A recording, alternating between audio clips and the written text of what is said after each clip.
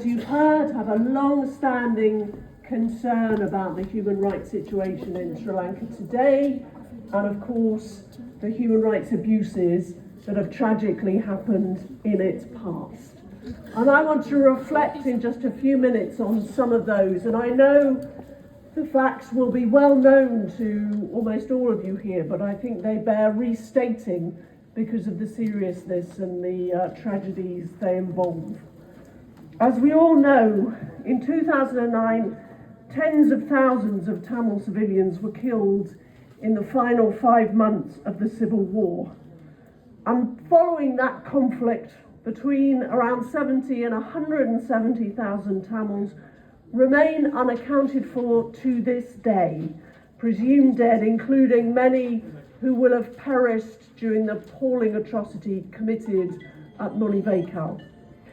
And yet no justice has been delivered in relation to those crimes.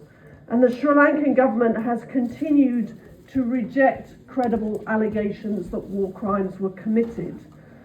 And the current situation for Tamil and Muslim people remains dire because of impunity, ongoing human rights violations, and a heavy military presence in Tamil areas. Sri Lanka has failed to make progress on accountability and other transitional justice elements that are essential to ensure the building blocks for sustainable peace and reconciliation. The Sri Lankan state's lack of political will to hold people to account for their crimes does really strengthen the case for an international mechanism.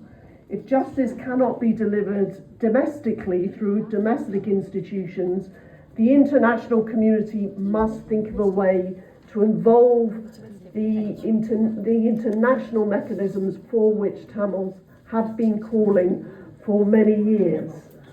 And of course, decades of flawed governance and corruption in Sri Lanka have contributed to the current very serious political and economic crisis. Members of the international community do need to do more to hold the Sri Lankan state meaningfully accountable for past and current human rights abuses. A statement issued by the UN Human Rights Council in July 2023 states that accountability remains the fundamental gap in attempts to deal with the past.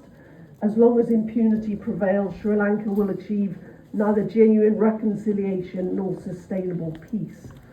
Sri Lanka has failed to make progress in implementing the co-sponsored UN Human Rights Council Resolution 30/1 and its successors.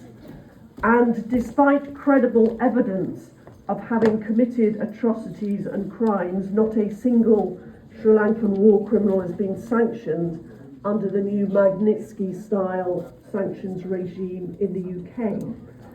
In contrast, Canada has sanctioned several individuals for their role, and those sanctioned by the US State Department include General Shavendra Silva, who led Sri Lanka's notorious 58 Division during the horrific final stages of the conflict.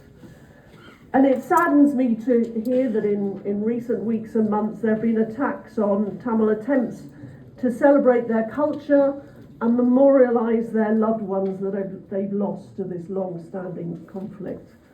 And I welcome efforts to champion Tamil courage, culture and heritage, a heritage that dates back millennia.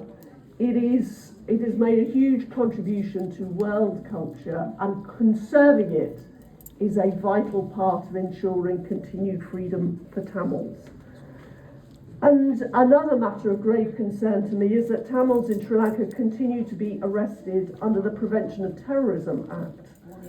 That act has enabled decades of arbitrary detention, enforced disappearances, and the extraction of false confessions through torture.